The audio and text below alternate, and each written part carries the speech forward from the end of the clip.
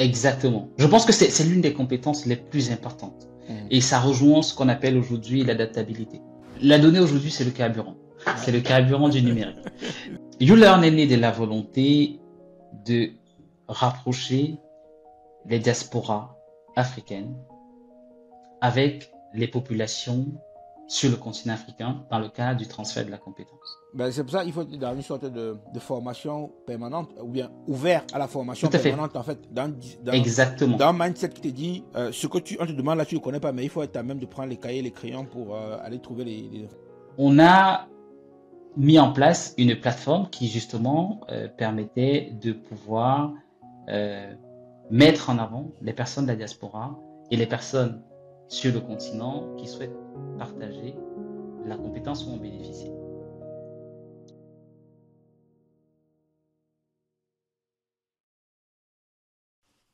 Bon, Stéphane, merci beaucoup de prendre Merci, ton temps à toi pour venir nous dire bonjour chez Chilo.tech.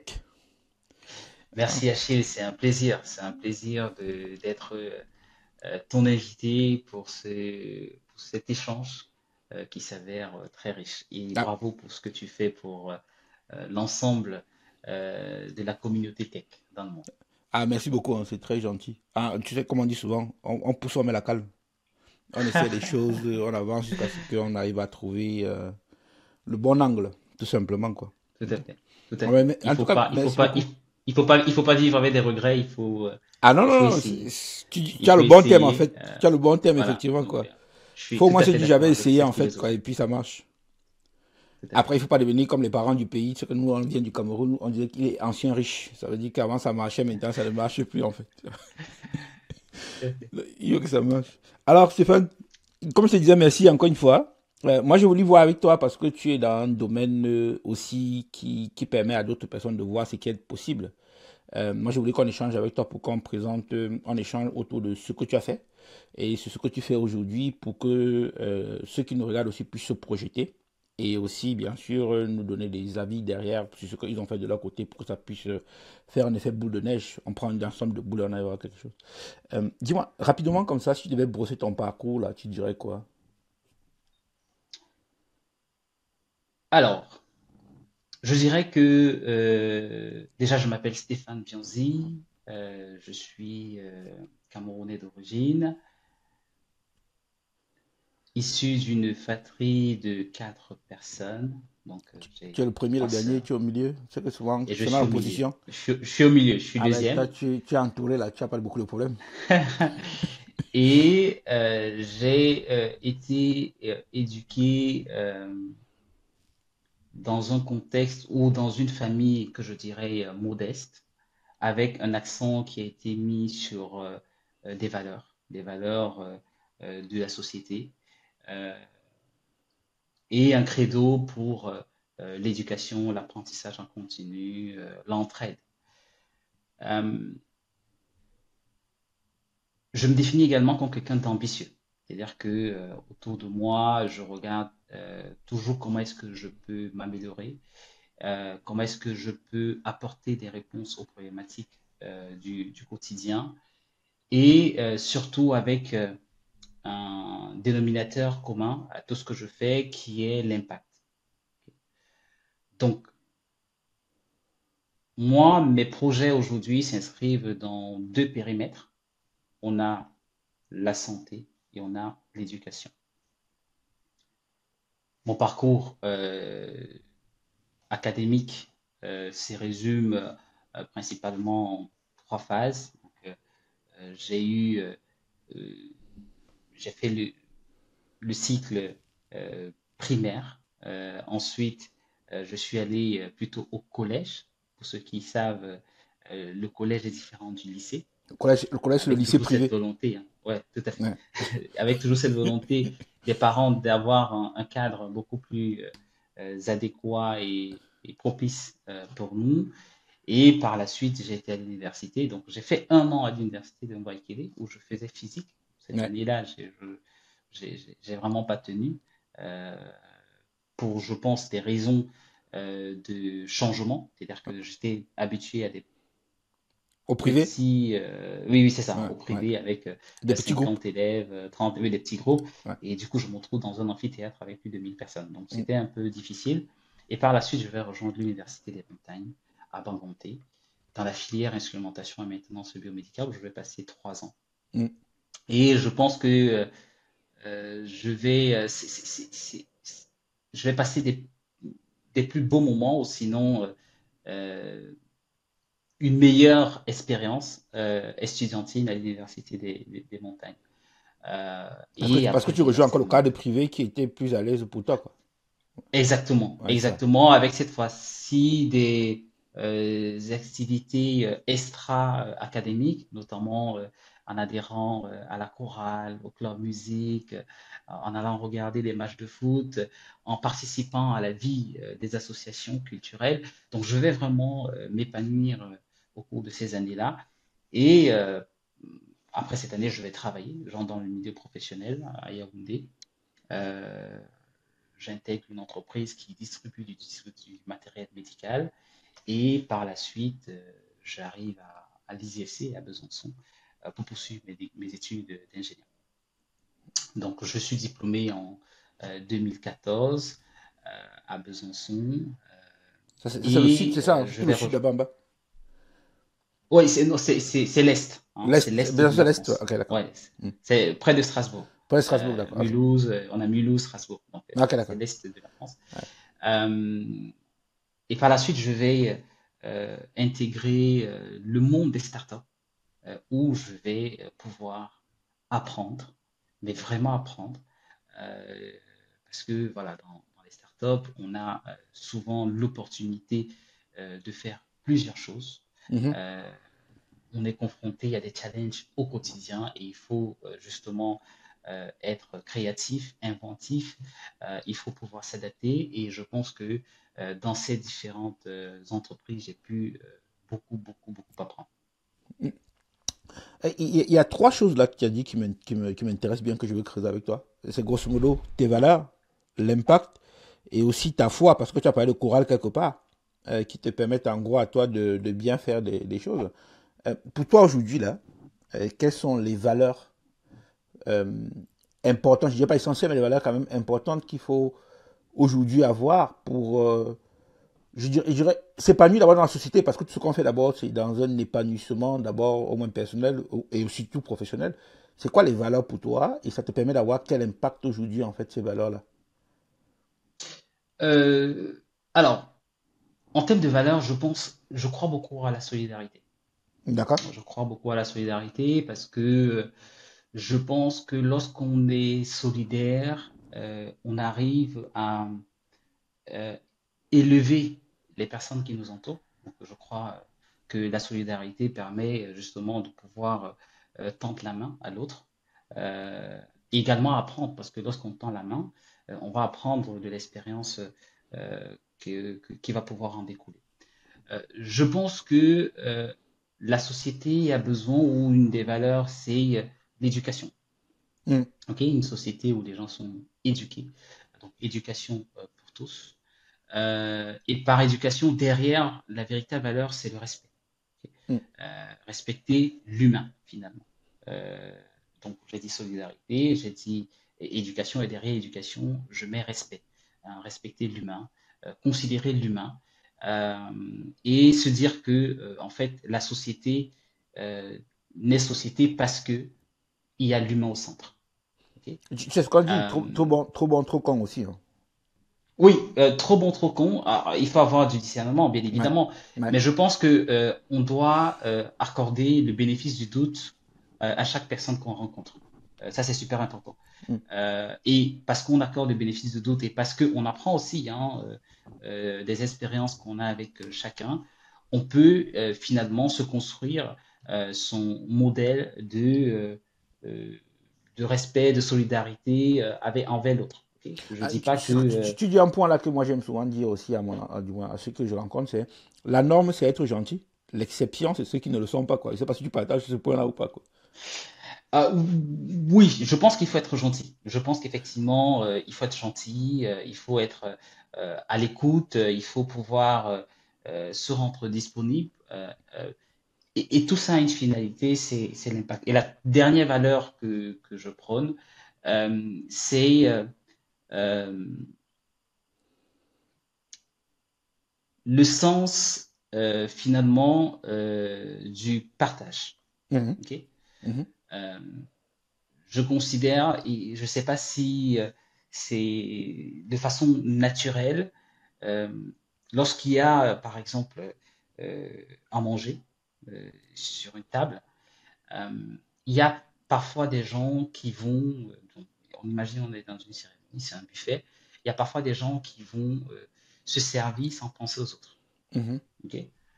Euh, Moi, je considère que systématiquement, j'ai le réflexe de dire, OK, qui n'a pas encore mangé, ou de regarder dans la salle et de voir la proportion des personnes qui ne se sont pas encore servies pour me dire, ah, il ne faudrait pas peut-être exagérer sur tel aspect ou sur tel aspect pour donner la possibilité aux autres de pouvoir aussi en bénéficier. Donc, ce sens du partage-là, moi je prends cette échelle-là parce que on le voit très fréquemment, hein, dans des cérémonies, dans des manifestations, pour dire que on doit pouvoir être orienté sur le partage dans notre Ouais, société. ouais. Partage de connaissances, partage de compétences, partage de ce qu'on a, partage d'informations. Bref, le partage est agrandi. Donc, ce sont ces valeurs-là, globalement, qui aujourd'hui m'animent et qui me permettent de pouvoir justement construire ce que je suis en train de construire. Ouais. Là, ce que tu dis, tu donnes grosso modo des valeurs que moi je partage au plus profond de moi aussi d'ailleurs. Maintenant, toi qui qui est rentré d'abord par le monde des startups rapidement là, qui est connu comme étant un monde très compétitif et très concurrentiel, euh, tu te sens pas souvent un peu en déphasage avec les codes du milieu parfois? Alors, les codes du milieu, bon, après, ça dépend de ce qu'on met dans les codes du milieu. Je pense que Moi, je te parle ce de la qu'on partie peut. concurrentielle, par exemple, la partie compétition, en fait, quoi, tu vois, où des fois, il faut pousser tout le monde pour avancer, des fois, hein. Pas toujours, mais bon. Je pense qu'on est en concurrence. Bref, ce qui est génial dans les startups, c'est qu'on est en concurrence avec soi-même. On n'est pas en D'accord? concurrence avec d'autres. Ok. Euh, on a des enjeux très importants avec parfois des ressources très limitées. Mhm, Donc, il faut pouvoir se dire, euh, du moins, se poser la question de savoir comment est-ce qu'on arrive à résoudre les problèmes avec les moyens disponibles à l'instant T. Donc mhm, cette concurrence, si je peux, du moins ma compréhension de cette concurrence, c'est de dire, OK, on a tel produit qu'il faut mettre sur le marché pour entrer dans mon domaine. On a besoin du marquage CE. Le plus souvent, dans des boîtes, ça prend 18 mois. OK. mhm. Euh, Moi, ma concurrence, ce serait de dire, OK, il faudrait qu'en 9 mois, qu'on puisse avoir ce marquage CE et qu'on mette le produit sur le marché pour pouvoir assurer la survie ou bien l'évolution de l'entreprise. Ouais. Donc, je ne pense pas en fait que ces valeurs vont à l'encontre de ce qui est implémenté ou de la vie des startups, Ouais. tout simplement parce que on y retrouve de la solidarité, tout le monde se retrouve pour un même but, une même finalité. On retrouve l'humain parce que Ouais. bien évidemment il faut pouvoir apprécier l'autre pour pouvoir Ouais. travailler avec cette personne et on retrouve finalement du partage Mm. parce que lorsque on a des challenges, bah, il faut partager, il faut aller chercher de l'information, il faut communiquer. Et tout ça fait en sorte que bah, dans les startups, on apprend, on grandit et ensemble, on arrive à relever les obstacles. Ouais, ce que tu dis là, parce que quand tu as par exemple un film comme le Loup de Wall Street, je sais pas si tu as regardé le film ou pas. Ouais, Ça, ouais. c'est des films où limite il faut se taper dessus pour réussir en fait, quoi, tu vois. Ce genre de milieu-là, je sais pas. Moi, par exemple, je sais que ce genre de milieu-là, j'aurais du mal à m'intégrer dedans. Malgré que c'est challengeant les réussites, mais comment on y arrive, je trouve que c'est souvent un peu très dur pour certains. Et il faut être à même de rentrer dedans sans problème. Je sais pas si tu as un avis sur le sujet ou pas. Oui, je pense que bon, le film de Wall Street, après ça dépend. Du moins, quand on est dans des grandes organisations, il y a beaucoup de compétition. Ouais. Donc moi, je parlerais plus de compétition que de concurrence. Mm. Il y a l'esprit de compétition. Et cet esprit de compétition se traduit par, ou peut se manifester euh, par la détestation de l'autre. Ouais. Euh, Et justement, parce qu'on apprécie moins son collaborateur, parce qu'on apprécie moins son voisin, on a de plus en plus du mal et ça pollue l'atmosphère. Ok. Ouais. Euh, et l'atmosphère étant polluée, ben, on a de la boule au ventre Mm. lorsqu'on vient travailler. Donc moi, je pense que dans les grandes organisations, ce phénomène est prédominant, Ouais. tout simplement parce que on n'est plus dans des organisations à taille humaine. Ok. On est dans des organisations où il y a un certain nombre de personnes, où les gens parfois ne font qu'une seule tâche, et où en fait on essaye de gravir des échelons en utilisant des méthodes, je dirais, politiques ou peu correctes. On doit faire bonne impression. C'est ça. Il n'y a pas de la reconnaissance. Mm. On veut montrer que c'est nous, c'est moi. Et voilà, ça crée un climat complètement délétère au sein de l'organisation. Ce phénomène est moins présent dans des startups, du moins au début. Mhm. Euh, et lorsque on passe à l'échelle, et moi je l'ai vu notamment dans plusieurs des missions de management de transition, Mhm. tout se passe bien au début. Mais lorsqu'on passe à l'échelle, lorsque l'entreprise grandit, on fait face à certaines difficultés parce que, comme on dit en gestion de projet, on va multiplier les canaux de communication. Et parce qu'on multiplie les canaux de communication, bah, on crée des problèmes de communication. Et Mhm. si en face, il n'y a pas des mesures efficaces qui soient déployées, on arrive à un environnement toxique pour Toxique, ouais. les collaborateurs. Ouais. Toi, quand tu rentres dans la start-up, là, juste après tes études, c'est pour faire quoi, en fait? Alors ça, c'est une très bonne question. Donc, il faut comprendre que moi, j'ai fait des études d'ingénierie biomédicale Mhm. et au cours du parcours, en fait, on va y apprendre. Ça, c'est aussi important. On apprend et- du moins, on a triple compétence. On a la santé, on a le réglementaire et on a la partie technique finale. Donc, Mhm. on peut faire de la recherche et du développement. Ok. On peut faire de, ce qu'on appelle la partie qualité, affaires réglementaires, et on peut faire aussi la partie commerciale, c'est-à-dire que ce qu'on appelle ingénieur d'application. Mhm. Donc, quand moi je rentre et pendant le parcours, en fait, on a l'obligation de faire un stage en recherche et développement et un stage, ce qu'on appelle un stage industriel. Donc, pendant le stage de recherche et développement, on est vraiment plongé dans la R&D. À l'époque, je me souviens, j'avais fait un banc de test pour un équipement de télésurveillance de l'apnée du sommeil. Donc, on est vraiment dans la R&D avec du développement, de l'embarqué, bref, de la mécanique. Et en industriel, j'ai choisi de faire la qualité des affaires réglementées. Mhm. Globalement, c'est un métier où c'est une filière qui permet de garantir qu'un dispositif médical respecte les exigences euh, pour la sécurité du patient et pour un marché donné. Okay. Mhm. Mhm. Donc, moi, j'ai choisi cette option-là du moins, j'ai fait j'ai réalisé mes travaux de stage industriel dans ce périmètre-là, ce qui m'a permis de rejoindre une start-up, toujours dans le domaine, donc dans cette filière de qualité et affaires réglementaires, pour justement encadrer les travaux de mise en conformité aux fins d'obtention du marquage CE pour ce dispositif. Donc, quand j'y rentre, c'est pour répondre à cette problématique. Comment Mhm. est-ce que on obtient le marquage CE pour mettre sur le marché le dispositif médical qui, à l'époque, était une semelle pour l'analyse de la marche. Quand on voit les produits, on voit souvent le marquage CE dessus. Pour ceux qui savent pas, c'est quoi le marquage CE, en fait? Alors, le marquage CE, c'est tout simplement euh, un signe qui vient traduire, je le dis très simplement, un signe Mhm. qui vient traduire la conformité à la réglementation européenne. On D'accord. le voit sur tous les produits. Et en fonction des produits, on a des types de marquage CE. Ok. Mhm. Le marquage CE des dispositifs médicaux est encadré suivant un test réglementaire. Et Mhm. il existe également pour d'autres produits, les téléphones, les jouets, des dispositions réglementaires que les fabricants se doivent de suivre Mhm. pour pouvoir commercialiser leurs produits au sein de l'Union européenne. Qu'il soit à l'intérieur ou qu'il soit à l'extérieur, quoi.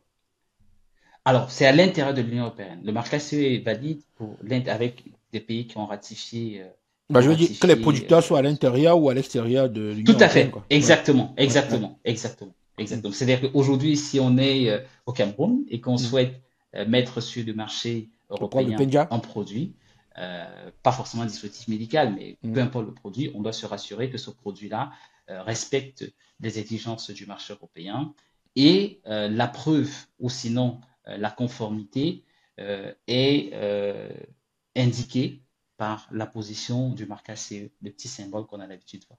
D'accord. Ok. Mais du coup, là, quand tu rentres dans une entreprise, dès le départ, tu prends directement poste de manager ou bien encadrant. Tu te dis pas c'est trop lourd, tu n'as pas peur de porter un peu plus grand que toi, tu rentres parce que tu as la confiance en toi, ou bien tu te dis c'est un challenge, je vais me lancer dedans pour voir ce que ça donne. Alors, avec du recul aujourd'hui, je me dis, oui, la responsabilité, elle était grande. Ok. Ouais. Mais à l'époque, j'étais complètement, euh, j'avais pas conscience des responsabilités, ou sinon de l'importance du poste. Donc, je Mhm. le prends parce que je considère que j'ai de la compétence, j'ai de la connaissance, j'ai de la compétence, et du coup, ça me donne de la confiance. Donc, je vais tout naturellement réaliser des activités avec assurance et en assurant également une certaine confiance auprès de mes parties prenantes. Et finalement, le titre que je porte n'a aucune influence ou aucun impact Mhm. sur les réalisations que je suis amené à faire au quotidien. Donc, je dirais que le secret là-dessus, si j'étais rentré par le titre, je pense que ça aurait été un peu difficile. Mais D'accord. parce que j'étais rentré où j'avais confiance aux compétences que j'avais ou aux connaissances que j'avais accumulées, j'étais rassurant et les personnes en face étaient rassurées. Donc, je pense que la clé finalement, c'est avoir de la connaissance et de la compétence pour finalement gagner de la confiance et pouvoir mener à bien ses activités en toute légitimité. Et tu n'as pas peur du syndrome de l'imposteur? À ce moment, Non, pas du tout. tu te dis pas non, moi je Non, suis un peu sous-qualifié pour ça, non? non, non, pas du tout, parce qu'en fait, tout est question toujours des objectifs à atteindre. Ouais. C'est-à-dire que euh, quels sont des objectifs à atteindre? Est-ce que je suis capable de les atteindre? Est-ce que j'ai les moyens pour les atteindre? Et si la réponse est oui, bah non, il n'y a pas raison de se Je te considérer pose la question parce qu'il y sous-qualifié. a des gens qui ont peur de postuler sur des postes parce qu'ils disent je suis pas à 100% de ce qu'on demande, voire même 110%. Du coup, moi, je n'y vais pas, quoi. Non, je pense que sur les fiches de poste, on cherche toujours le mouton à cinq pattes. OK? D'accord. Si sur une fiche de poste, on a 90% ou 80%, voire même 70% des compétences, il faut postuler. Mm. Ça prend quoi? Ça prend 2 minutes et ça peut changer le cours de votre carrière. Donc, je pense qu'il ne faut pas se retenir en se disant, ouais, j'ai pas 100% des choses demandées sur la fiche de poste, donc finalement, je ne poursuis pas. Non, il faut y aller. Il faut être confiant de ce qu'on sait. Moi, j'ai l'habitude de dire à mes clients, euh, je ne sais pas tel sujet, mais je peux vous trouver la solution. Mhm. Okay. Parce que je ne suis pas censé tout savoir. Bien sûr, Par bien sûr. contre, on peut développer, et ça tout le monde peut le faire, on peut développer la capacité à aller Ah, chercher de l'information, à apprendre ouais, c'est ça, oui. et finalement à pouvoir apporter ce dont la personne ou la partie prenante a besoin. Ben, c'est pour ça qu'il faut être dans une sorte de formation permanente, ou bien ouvert à la Tout formation à fait. permanente, en fait, dans Exactement. un mindset qui te dit, ce que on te demande là, tu ne le connais pas, mais il faut être à même de prendre les cahiers, les crayons pour aller trouver les informations. Exactement. Je pense que c'est l'une des compétences les plus importantes. Mhm. Et ça rejoint ce qu'on appelle aujourd'hui l'adaptabilité. Ouais. L'adaptabilité donne la capacité à aller chercher des choses, à pouvoir euh, rejoindre ou bien s'adapter hein, très simplement dans un contexte. Et c'est une compétence très très utile à mon avis. Ah ben, c'est utile et vraiment essentiel. Être à même de. Moi, pour nous qui sommes. Peu importe le secteur où tu es aujourd'hui, il faut te mettre dans le mindset de dire je vais apprendre des choses chaque jour. Et comme ça, tu Tout pourras à fait. évoluer. Et Tout à tenter fait. de postuler pour des postes, même quand tu n'as pas assez de compétences pour être après à même de. Parce que si même le recruteur voit que tu as la capacité à monter en compétence sur des sujets qui sont un peu optionnels, il est plutôt à l'aise pour te prendre par rapport à un autre, j'imagine.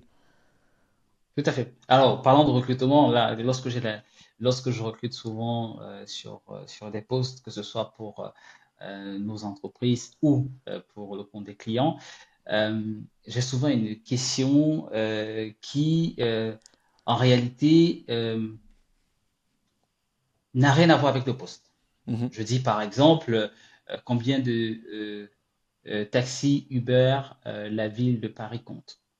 En réalité, je ne m'attends pas à ce que la personne elle donne exactement le chiffre, mhm. euh, mais c'est plus la capacité, l'approche, ok, l'approche derrière, comment est-ce que la personne réfléchit. Et ça montre la capacité à la personne, du moins, ça montre le niveau d'adaptabilité de la personne. Ah, bien sûr. Donc ça, c'est super important. Je pense euh, il faut se dire que si on a une fiche de poste où on a 70 euh, ou 80% des choses qu'on maîtrise et 20% des choses qu'on ne maîtrise pas, il est tout à fait possible que on puisse avoir le poste. Et lorsque on est en poste, on ne cesse de progresser et d'apprendre pour combler les 20% qu'on n'avait pas à l'entrée. Ouais. Euh, il y a un point que je vais aborder avec toi là, c'est tout ce qui est réglementation, surtout dans le domaine de la santé aussi là. Euh, on sait que c'est des domaines assez exigeants, moi je dirais ça comme ça, parce que comme c'est des personnes qu'on traite, il faut faire vraiment attention. On risque de changer la vie de quelqu'un comme ça si on s'est trompé, par exemple, d'ordonnance ou bien de médicaments, peu importe ce dont on s'est trompé. Quand tu as un secteur comme celui-là, c'est quoi le niveau de rigueur ou bien le niveau de préparation que tu dois avoir pour ne pas te tromper, j'ai envie de dire quoi. Alors ça, c'est une très bonne question. Et heureusement qu'il y a un cadre. Hein. Il Ouais. y a un cadre pour nous aider à répondre à cette question. Aujourd'hui, le cadre réglementaire en fonction des pays euh, permet justement de pouvoir maîtriser ces risques. Ok. Pour développer par exemple un médicament, on a tout un cadre réglementaire, c'est pas mon domaine. Pour développer un dispositif médical, on a un cadre réglementaire. Ok. Donc, Mhm, dans le cadre réglementaire, il y a un certain nombre de dispositions, il y a un certain nombre d'exigences qui font en sorte que les produits qui sont fabriqués sous ce cadre réglementaire garantissent ou ont une présomption de conformité qui vient garantir un niveau de sécurité pour le patient. mhm, Dans le cadre du dispositif médical, on va mettre en place, par exemple, un système de management de la qualité. Et dans le système de management de la qualité, on s'impose une façon de faire pour pouvoir avoir une certaine homogénéité dans le développement. mhm, Okay. Avec un accent qui est mis sur les responsabilités. Et que typiquement, il faut qu'on puisse identifier les gens qui réalisent des choses, il faut qu'on puisse vérifier que les personnes qui réalisent des tâches ont les compétences. Donc il y a un, une, une, volonté hein, via ces mécanismes-là d'avoir de la formation des personnes compétentes à chaque poste.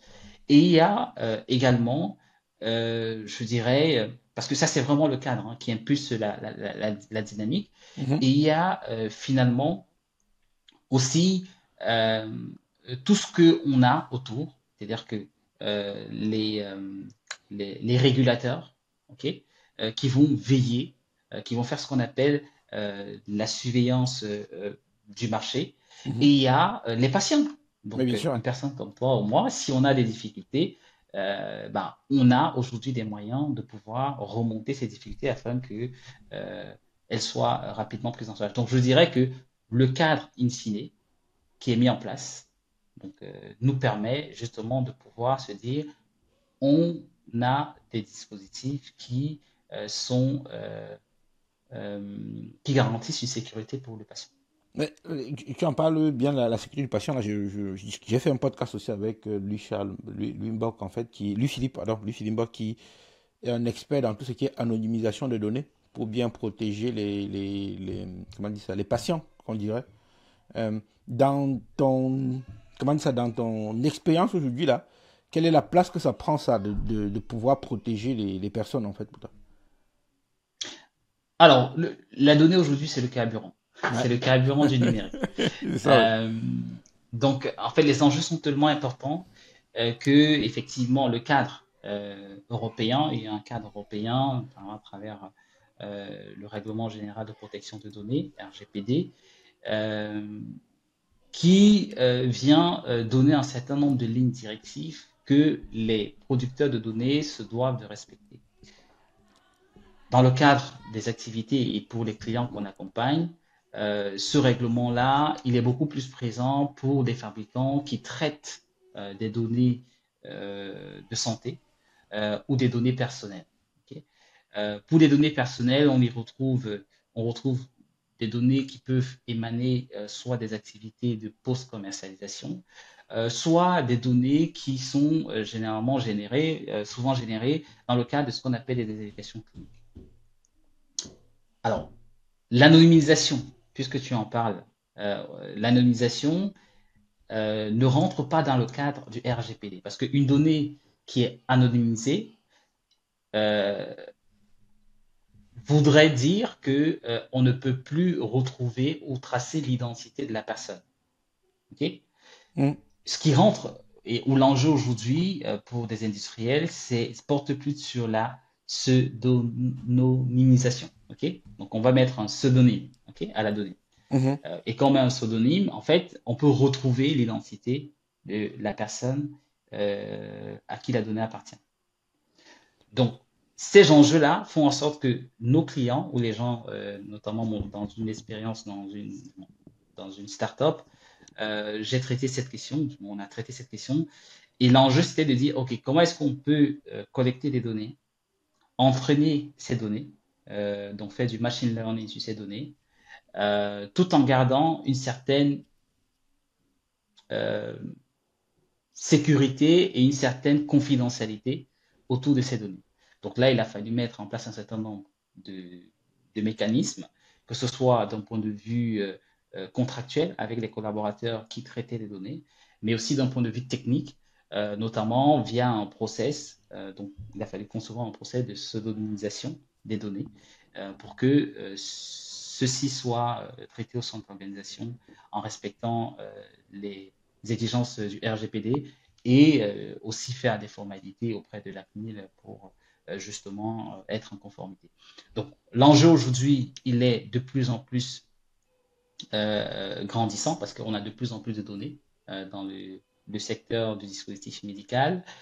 Et couplé à cela, il y a des réelles problématiques, notamment de cybersécurité, qui viennent s'ajouter à la question de données. Donc, c'est quelque chose qui est de plus en plus présent, qui constitue ou qui fait partie je dirais du top 5 des préoccupations des entreprises qui travaillent avec des données, données personnelles, données de santé, et qui, in fine, sont d'un enjeu important pour la santé de tout le monde. Tu es resté salarié combien de temps à peu près toi dans ta carrière? Alors, il faut que je compte, Ah, 2014, pas très longtemps ou très longtemps? c'est pas très longtemps, Pas très longtemps. 6 ans, 7 ans, 7 ans. 7 ans. Bah, 7 ans, c'est pas Ouais, mal 7 déjà, ans, hein. 7 ans déjà salarié, c'est pas 7 ans. mal parce que j'en connais qu'au bout de 2 ans, ils veulent déjà se barrer et puis ils disent moi je veux lancer mon truc. Non, je suis resté 7 ans. Je suis 7 resté ans, 7 ans. ah, du coup, ça te permet d'avoir une grosse expérience derrière quand tu sors de là et puis tu lances ta première boîte derrière, quoi. Tout à fait, tout à fait. Ouais, Je pense que oui, on apprend ouais. énormément. On apprend énormément en étant salarié euh, et on a une expérience. On a une Bon, moi, ce que je dis expérience souvent, pour c'est qu'il faut pouvoir se passer un peu lancer. salarié quand même pour voir un peu comment tourne une boîte, comment tourne une maison, avant de pouvoir prendre cette expérience pour Tout à fait, ressortir et aller se lancer voler ses propres tout ailes, à quoi. fait. Ouais. Tout à fait. Effectivement, si on a l'opportunité d'être salarié avant de monter la boîte, je pense que on peut tout à fait saisir cette opportunité afin de pouvoir apprendre et tirer le meilleur profit pour monter sa boîte. Ouais. Euh, C'est quoi ta première boîte que tu as lancée, toi? Alors, la première boîte que j'ai lancée, après ça dit, quand j'étais salarié, on a lancé une boîte avec des amis Même même qui celle qui a s'appelait échoué, hein. Protect View. Ok. Même celle qui a Celle échoué, qui hein. a échoué. Même celle qui a échoué, il n'y a pas de problème. Oui, c'est ça que je dis. Ouais, On a lancé une boîte qui s'appelait Protect Bio ouais. avec une volonté de pouvoir équiper ou mieux équiper les centres hospitaliers au niveau du Cameroun. Mhm. Elle n'a pas fonctionné. Euh, n'a pas fonctionné je pense que, il y avait des questions de stabilité des membres fondateurs. Il y avait le fait qu'on n'était pas sur le même continent. Euh, Vous n'étiez pas donc, exclusivement à ça non plus aussi, quoi. on n'était pas exclusivement dédié à cette activité. Mhm. Et par la suite, j'ai travaillé j'ai lancé un projet d'ailleurs qui s'appelle, dis-moi, je vais pas en faire la publicité là, mais c'était un ticket, une application pour réserver les transports, Ouais, hein, les tickets de bus, hein. ouais. Euh, Celle-là, c'est mal terminé parce que le développeur s'était accaparé du code et ne voulait pas, pour des questions de répartition de parts, ne voulait plus les rétrocéder. Mhm. Parce qu'on avait eu un client qui nous payait, du moins, qui s'est arrangé, ben, avec qui on avait conclu un abonnement d'un montant à peu près de 700 euros par mois. Bref, du coup, ça n'a pas marché. Mhm. Et par la suite, j'ai créé Yula, Mhm. voilà, qui est l'entreprise qui continue qui fait son petit bout de Avant de lancer chemin. sur Yulan, là, moi, ce que je veux surtout mettre en avant, c'est que tu as essayé d'abord des choses qui t'ont appris de comprendre des choses et pour lancer ton Yulan plus sereinement, c'est ça que tu dirais? Tout à fait, je pense que oui, je pense qu'on a lancé des choses, Ouais, ou j'ai lancé des choses. ouais. De ces choses-là, j'ai appris, du moins j'ai tiré des leçons. Euh, et ces leçons-là m'ont été utiles ou me sont utiles aujourd'hui pour le développement de Yula. Ouais. Euh, Moi qui suis dans la formation là, j'ai vu Yulan, déjà chapeau d'avoir lancé cette solution là déjà. Ça fonctionne comment aujourd'hui Yulan déjà? Tu parleras mieux de ça que moi, c'est sûr. Alors, YouLearn est né de la volonté de rapprocher les diasporas africaines avec les populations sur le continent africain dans le cadre du transfert de la compétence. D'accord? Je suis de ceux qui considèrent que une société tire sa richesse des hommes et des hommes compétents. Mhm. Parce que si on a des hommes compétents, on a une société qui est riche. À l'inverse, la société elle est pauvre. C'est-à-dire que si on a des hommes incompétents, c'est très très difficile, même si on a tout l'argent du monde, de pouvoir faire ou de pouvoir développer la société. Donc on est né sur cette volonté-là. Et euh, on a mis en place une plateforme qui justement permettait de pouvoir euh, mettre en avant les personnes de la diaspora et les personnes sur le continent qui souhaitent partager la compétence ou en bénéficier. Au cours de ce parcours-là, on a rencontré un certain nombre de difficultés d'un point de vue technique, d'un point de vue business euh, et d'un point de vue simplement marché. Donc, un peu compliqué parce que IA, c'est nouveau, donc il faut trouver un modèle économique. Euh, donc, sur la partie business, on a réussi à démontrer qu'il y avait un intérêt, que le modèle, il porte du moins, il a un intérêt. Euh, on était confronté à la difficulté, notamment liée à la partie transaction financière, c'est-à-dire Mhm. qu'aujourd'hui, on est sur des zones financières différentes Mhm. et faire un agrégat des paiements n'a pas été simple, mais vraiment pas simple. Je me souviens encore que lorsqu'on avait des transactions, par exemple, d'une personne qui est en Côte d'Ivoire, au moment du paiement, tout se passe bien pour le client, mais au moment du reversement des fonds collectés, c'était vraiment galère. Ouais, Et ça l'est encore aujourd'hui. C'est-à-dire que le ouais. problème, je pense il n'est pas Il n'est pas totalement résolu. Ouais. résolu. Euh, donc, face à cette difficulté-là, on a changé de système, on a pivoté et aujourd'hui, on a une plateforme qui propose aux formateurs ayant Mhm. du contenu vidéo de pouvoir utiliser la plateforme pour pouvoir justement transmettre ou partager leurs compétences. Euh, notre particularité, c'est qu'on va vraiment adresser les besoins de formation euh, propres aux personnes de la diaspora qui souhaitent D'accord. investir et ou des personnes qui souhaitent tout simplement faire progresser leur carrière. Donc, on a un panel de formateurs à disposition et on va pouvoir également adresser les entreprises qui souhaitent faire en sorte, du moins qui souhaitent faire en sorte que les collaborateurs montent en compétences. Le Euh, modèle a vraiment beaucoup évolué. Parce ouais, qu'on est passé d'un truc où on était 100% en ligne à ouais. un truc où on est en train de créer des hubs Ah locaux. oui, des hubs OK? locaux, ouais. C'est ça. Parce que aujourd'hui, voilà, sur notre marché, il y avait un besoin de créer de la confiance, il y avait un besoin de rapprochement, il y avait un besoin d'accès aussi à Internet. Donc, on a créé comme ça des hubs locaux. Quand je dis des hubs locaux, on en a un aujourd'hui à Yaoundé. Et l'idée, c'est d'en créer d'autres dans des prochains mois. Ah, tu as te mettre le point sur trois éléments là qui, à mon avis encore, rendent la formation vers l'Afrique encore difficile à cause de trois éléments. L'électricité, comme on dirait, la connexion Internet et surtout la confiance en fait. Ça veut dire que si les gens ne te voient pas aujourd'hui en Afrique, j'ai l'impression qu'ils se disent que c'est pas une bonne formation quoi. Les gens veulent voir Ouais, encore. On est encore très scolaire quoi. Genre, je rentre dans une salle, il y a un prof devant moi qui m'explique des choses quoi. tout à fait, tout à fait. Je partage ce point de vue. Euh, Et je partage ce point de vue. pour Je toi, pense que c'est quoi la raison aujourd'hui? Parce que le bah, Covid est la passé raison, par elle là, est. le Covid est passé par là, les gens savent qu'ils doivent se former en ligne, il y a eu le mouvement de la formation a un Alors, peu évolué, quoi.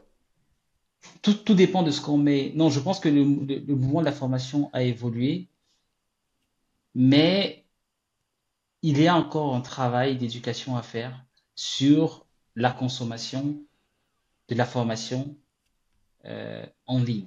D'accord? Ok. Il y a un véritable travail à faire.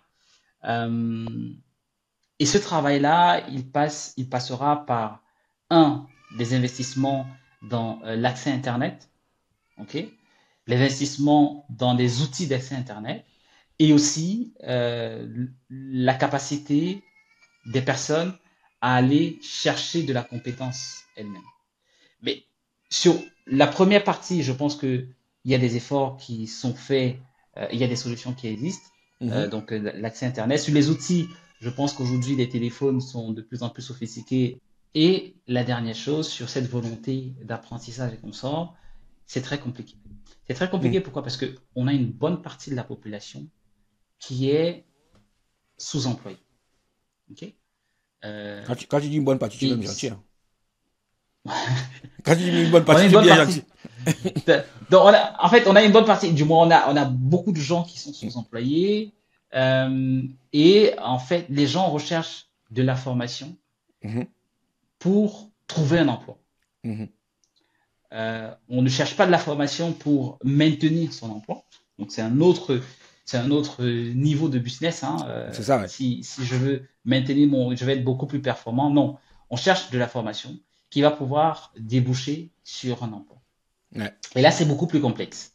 Parce que les gens, dans cette logique-là, les gens ne sont pas prêts à mettre de l'argent pour juste apprendre de nouvelles choses et vont systématiquement se tourner vers YouTube Ouais. pour voir s'il n'y a pas de contenu Gratuit. gratuit. Voilà. Donc, on ne peut pas investir dans la formation quand on a encore des besoins primaires. On ne C'est sait pas ça, ouais. comment manger. Donc, c'est très compliqué. Mhm. Euh, donc tout ça mis ensemble euh, fait en sorte que le marché il est difficile. Ok. Et l'astuce aujourd'hui qu'on a trouvée ou la parade qu'on a trouvée, c'est d'être présent sur place. Et sur place, on arrive à déployer des formations ok, par des personnes qui sont soit à l'extérieur, c'est-à-dire dans la diaspora, Mhm. ou des personnes locales. Et ce sont des formations qui sont en présentiel et en distanciel. Donc on a des petites promotions. Et avec ces petites promotions, on transmet finalement ce que on avait à cœur de transmettre. Et Donc, l'avantage des petites c'est promotions, c'est que tu n'as pas aujourd'hui, beaucoup de monde non plus, quoi. Tu t'occupes bien des gens et puis chacun c'est ressort, ça, repart c'est ça. satisfait, Non, ouais. l'idée, c'est, oui, l'idée, c'est ça. L'idée, c'est vraiment pas d'avoir 50 personnes. On a des 50 petites personnes. promotions. Non, on a des petites promotions. Et avec ces petites promotions, on se rassure que la formation est bien donnée et que, in fine, ils puissent suivre un stage dans une entreprise. Donc Mhm, aujourd'hui, par exemple, euh, 99% des personnes qui ont suivi notre formation sont en stage. mhm. Euh, et euh, et en fait, les entreprises sont très contentes parce qu'on a finalement l'idée de départ qui était de dire on va transférer ce que nous on a appris et eux, et on va aussi apprendre de ce qu'ils savent, Mhm. est en train d'être mise en exécution et les résultats sont juste époustouflants. Donc, moi, je pense que il y a ce besoin de formation-là et c'est en arrivant, du moins en démontrant que on a la capacité, en apportant de la valeur via ces mécanismes-là, que les entreprises vont se dire, ah oui, là, on a finalement moins de turnover, on a des gens compétents, on a des gens à qui on peut faire confiance, on a des gens qui, d'un point de vue soft skills, correspondent à ce que nous on veut pour pouvoir développer notre entreprise. Et une fois qu'on aura inonder un tout petit peu le marché avec ce modèle-là, on pourra revenir sur le modèle en ligne parce que les gens auront déjà eu confiance et certaines personnes, via ces mécanismes-là, auront trouvé du travail et ça pourra justement booster le marché en ligne. Mais ça fera la preuve, quoi, pour toi que il y a des Tout à exemples fait, qu'il faut suivre, en fait. Et puis, si eux, ils ont tout à réussi, vous fait. aussi, vous pouvez réussir. Exactement, Venez prendre le train en exactement. marche, quoi, tout simplement, effectivement, hein. Et, Ouais. exactement, Non, c'est très- exactement. Euh, moi, je me suis posé cette question aux entrepreneurs. C'est comment tu trouves ton premier client, le tout premier. Le premier qui sort sa carte de crédit et te paye, comment tu le trouves? Alors ça, c'est une très très bonne question. Euh, je pense que le premier client, Mhm. Ah, c'est dur, hein. C'est dur de trouver son premier client. oui, c'est très très dur. C'est C'est très dur très de dur. trouver Mais parce que quand on voit j'essaie que quand on voit que tu as quelques personnes qui viennent chez toi, on a l'impression qu'ils sont venus tous ensemble en même temps se placer là et puis chacun veut acheter, quoi. Et souvent, non, non, il faut, non, non, non. C'est très très difficile. C'est très très difficile.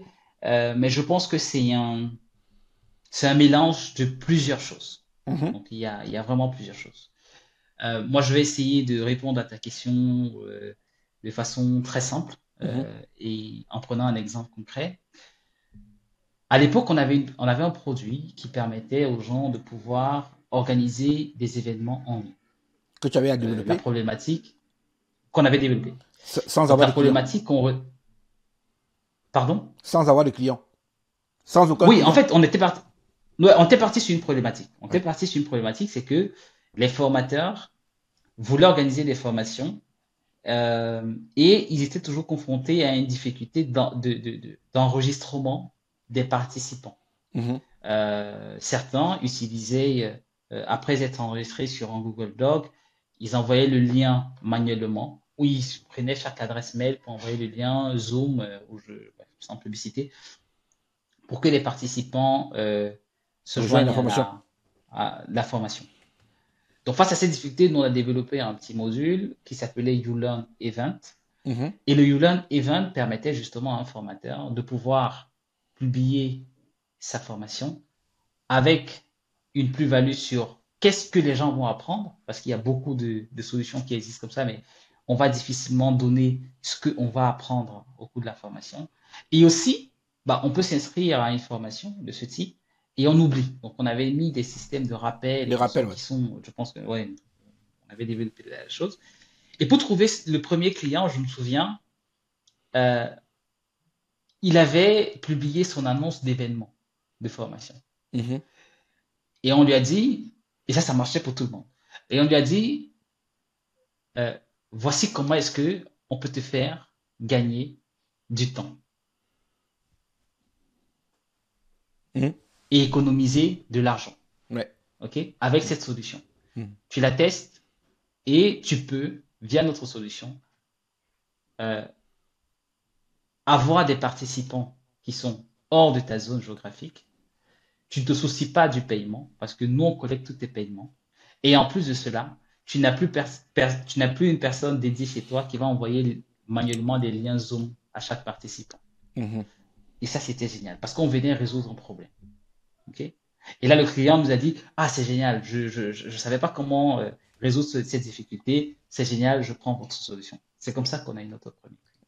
Ensuite, on enchaîne avec les clients qui avaient avec les clients Et formateur qui a la qui même, avaient vision. la même problématique. Ouais. Ok. Euh, ça, c'est pour la partie YouLearn et consorts. Sur la partie dispositif médical. Mhm. Aujourd'hui, euh, il y a une problématique de remboursement. Donc, on a euh, des fabricants qui développent dans les startups des produits. Généralement, le modèle économique n'est pas très bien ficelé. Ok. Et ils vont souvent réaliser ce qu'on appelle une investigation clinique.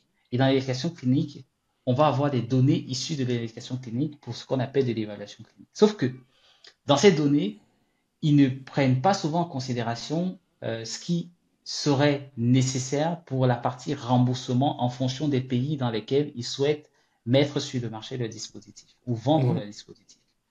Donc, quand on identifie cela, on va leur dire, écoutez, voici ce que nous on peut vous apporter comme solution pour que vous puissiez être remboursé dans différents pays lorsque vous aurez obtenu votre marque ACE. Et ça parle, parce que quand on développe un produit, c'est pour vendre. Mhm. Donc, moi, je pense que pour trouver le premier client, la secret sauce, c'est de dire, est-ce que ce que j'apporte permet d'agir sur un gain de temps? Est-ce que ça permet de faire des économies? Ou est-ce que ça permet de gagner de l'argent? Parce que Il faut tout que le tu monde trouves veut une vendre. plus-value quoi, pour ta solution. Ouais, c'est ça. Ouais. Si on arrive à se positionner sur l'un des trois de ces éléments, je pense que on peut facilement trouver son client. Ouais. Parce que j'imagine que ce qu'on développe répond à un besoin.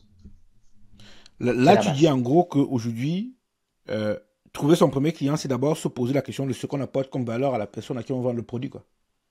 Tout à fait. Et quand tu as trouvé ça maintenant, tu rentres à côté de la personne, tu proposes ton produit. Et comme je dis souvent, il ne faut pas avoir peur de qu'on te dise d'abord non aussi, même si c'est un non pour Tout voir à combien fait. tu es tenace Tout derrière à fait. aussi. Parce que le Tout à premier fait. non veut dire est-ce que tu es tenace même en fait en réalité pour revenir, vraiment m'expliquer que tu as raison de me vendre ton produit en fait tout simplement quoi. Alors, je suivais un podcast récemment où on disait il faut comprendre le non. Ouais. Ok. Lorsqu'on dit non, il faut se dire c'est quel non? Est-ce que c'est un non pour dire j'en veux pas du tout? Je sais pas. Ou c'est un non? Non, je crois que c'était pas un podcast, c'était lors d'un salon. Ouais, lors d'un salon. Et c'est les investisseurs qui le disaient, notamment dans les levées de fonds. Ils disaient, lorsque un investisseur vous dit non, essayez de comprendre le non. Est-ce que le non veut dire j'en veux pas du tout, je n'investis pas du tout, ou le non veut dire pour le moment je ne peux pas investir, ou le non c'est tu dois améliorer ça pour que j'investisse, Ouais. ok? Mm-mm. Ou je veux juste tester Ta ta résilience. euh, ta résilience, Ta ok? résilience. Donc il faut comprendre le non. Il faut Mm. comprendre le nom. Et pour comprendre le nom, ben, voilà, il faut mettre en place des mécanismes pour avoir une justification derrière un nom qui vous est donné. Du coup, ça te fait quoi? Deux boîtes que tu fais tourner aujourd'hui? Euh, oui, ça fait deux boîtes, mais Mm. après, ça reste à taille humaine, donc Ah, c'est complètement bah, gérable. c'est pas le cas 40 encore, mais bon, il y a des boîtes quand même, parce que même faire tourner une seule boîte, c'est pas la chose la plus facile non plus. Euh, En plus, tu fais des prestations de management pour le management des transitions, c'est ça, si j'ai tout compris. Tout à fait. Alors moi, j'ai développé de solides compétences dans la gestion de projet. Mhm. Et ces compétences-là me permettent justement de pouvoir accompagner des clients dans ce qu'on appelle du management de transition. Dans le management de transition, je vais me limiter à la partie qualité affaires réglementaires, donc les directeurs qualité affaires réglementaires euh, ou les directions qualité affaires réglementaires qui sont en difficulté. J'interviens pour justement pouvoir stabiliser l'équipe et pouvoir justement donner un souffle nouveau au département qualité et affaires réglementaires. Ouais. Mais et du coup, là, quand tu interviens dans un département, c'est quoi les défis que tu vois aujourd'hui, en fait, qui font qu'on fait appel à toi? Alors, bon, déjà, les causes racines sont un tout petit peu similaires d'une boîte à l'autre. C'est généralement des problèmes de communication. Ok. Ouais. Communication en interne ou Donc, avec l'extérieur? comme, communication en interne, Ah oui, j'entends. d'accord. Oui, c'est généralement des problèmes de communication en interne. Et aussi le fait que finalement, les personnes qui font le métier de qualité et affaires réglementaires ne sont pas parfois orientées business. Ok. D'accord. J'ai dit un peu précédemment que les dispositifs médicaux obéissent à un cadre. Ok. Mhm, Euh, et je pense que parfois, on a des professionnels qui comprennent le cadre de façon littérale et qui ne font pas véritablement d'efforts pour l'adapter au contexte de l'entreprise. Et ça peut créer des frustrations ou des problèmes de communication. Euh, Moi, j'ai rencontré par exemple des gens qui pensaient que certaines normes sont obligatoires. Pourtant, la norme, elle est d'application volontaire. La norme, par exemple, reste un moyen pour répondre à une exigence, mais n'est pas le seul moyen. Ok. mhm. Donc, quand on a dans son spectre euh, la norme comme quelque chose d'obligatoire, c'est clair que ça devient difficile de réfléchir en dehors de ce cadre. Donc, moi, je pense qu'il y a souvent, ce que j'ai vu chez les clients, c'est généralement des problèmes de communication. Le chef d'entreprise ou la direction pensait que le département qualité devait faire ça, et le département qualité et affaires réglementaires se disait non, c'est à la direction de faire ça. Parce que c'est la Mhm. norme qui prévoit ou c'est telle disposition qui prévoit que ça, c'est de la responsabilité de la direction. Donc, ce que moi j'apporte généralement, c'est ce côté communication, amélioration des canaux de communication, de la communication, de la gestion des parties prenantes, et ce côté orienté business euh, qu'on ne voit pas souvent dans les départements qualité affaires réglementaires. Euh, là, tu parles de. On a parlé tout à l'heure aussi de marquage CE pour les produits qui sont commercialisés dans l'Union européenne. Supposons que moi je suis en Afrique et je veux commercialiser un produit dans l'Union européenne là, et que je te demandais comme ça une checklist. Est-ce que ça existe d'abord d'ailleurs? Une checklist des étapes à lesquelles il faut procéder pour que mon produit soit commercialisé en fait dans l'Union européenne sans grosse difficulté ou bien il y a des difficultés, bien sûr. C'est quoi les difficultés derrière? Alors, ça dépend du produit. Ouais, ça Moi je te dépend prends du le produit le plus produit. populaire du Si on Cameroun, prend. le poivre de Penja. Allez hop. Alors, le poivre de Puendia va obéir, c'est pas mon domaine, ça c'est de l'agroalimentaire, C'est donc ça va l'agroalimentaire. obéir aux réglementations. Ça va obéir aux réglementations de l'agroalimentaire. Mhm. C'est clairement pas mon domaine. Par contre, si on reste sur un produit, un jouet, un drone, je sais pas trop quoi, Ouais. euh, on a un texte réglementaire qui fixe un certain nombre d'exigences. Dans ces exigences-là, si je prends un dispositif électronique, il va falloir réaliser des tests de Mhm. sécurité électrique, Mhm. des tests liés aussi à la compatibilité électromagnétique Mhm. pour qu'on se rassure que bah, le dispositif, quand il est utilisé dans la maison, qu'il ne perturbe pas d'autres dispositifs au Mhm. regard du rayonnement qu'il peut avoir. On aura un certain nombre, on peut avoir des tests, par exemple, de biocompatibilité. Mhm. Ok. Si par exemple c'est un produit qui sera peut-être en contact avec la peau, si c'est un produit de bébé, ce genre de choses, bref, on peut réaliser un certain nombre de tests. Ces textes permettent de pouvoir répondre aux exigences du texte réglementaire qui est applicable. Il y en a plusieurs hein, en fonction des domaines des produits. Et Mais du une coup, fois qu'on a toi, fait tu es cela, dedans ou bien c'est des accompagnements que tu offres à des prestataires, à des clients, à des personnes? oui, c'est ça. C'est Ouais. ça. C'est Mm. des accompagnements. Quand on fait du conseil, c'est des accompagnements. Ouais. Donc, on va accompagner. Par exemple, sur le dispositif médical, il y a plusieurs choses à faire. Mhm. On va, par exemple, intervenir sur des non-conformités. Parfois, lorsqu'on a des audits, on a des non-conformités qui sont émises par euh, l'autorité, ce qu'on appelle l'organisme notifié.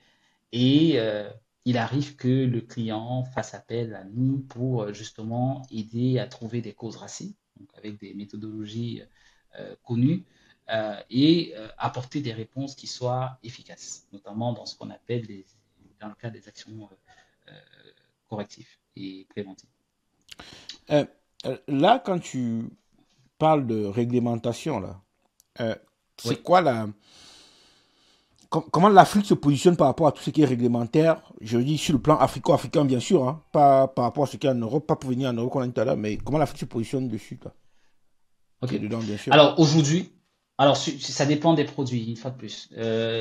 Moi, je vais rester dans le périmètre du dispositif médical. Ouais. Aujourd'hui, l'Afrique, dans sa grande majorité, euh, est tributaire de la réglementation européenne et la réglementation américaine principale.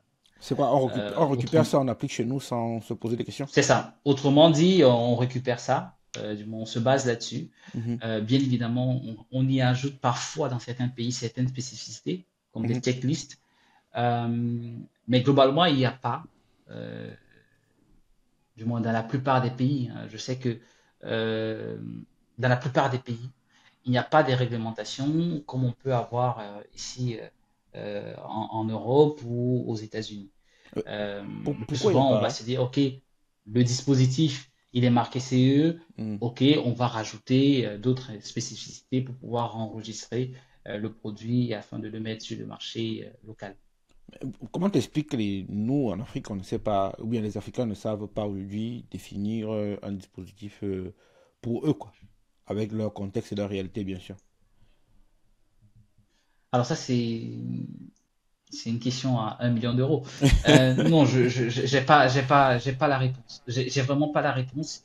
Ouais. Je pense que il y a, j'ai pas la réponse. Je C'est parce pense que que c'est, c'est les dispositifs politiques qui peuvent pas encore être assez matures pour se pencher dessus. oui, je pense que c'est plus lié à l'environnement sociopolitique, D'accord? ok. Hmm. Qui ne met pas la priorité sur ces sujets-là De réglementation, ouais. et qui ne fait pas assez d'efforts pour fixer un cadre. Ouais. Je pense que c'est plus à ce niveau-là, mais j'ai pas vraiment le recul nécessaire hein, pour aller trouver les causes profondes Hmm. de cette absence ou ce manque de réglementation afin de pouvoir garantir la sécurité des populations. Ouais. Donc, oui, je dirais que voilà, le climat sociopolitique aujourd'hui fait en sorte que malheureusement, on n'a pas de directive claire. Typiquement, il y a certains jeunes que je suis qui développent des dispositifs médicaux et il me souvient qu'on leur a dit, écoutez, allez chercher le marquage CE pour pouvoir vendre votre produit. Pourtant, c'est un produit qu'ils ont développé sur le sol africain. Ouais. Je tairai le nom. Hmm. Euh, Complètement aberrant. C'est-à-dire que c'est le ministère de la Santé de ce pays qui demande un marquage CE pour pouvoir mettre un produit fabriqué localement sur son marché. Mais Donc, du coup, dans ce cas, il on faut est aller chercher le sur. marquage chez où? En Europe pour revenir en Afrique avec, c'est ça?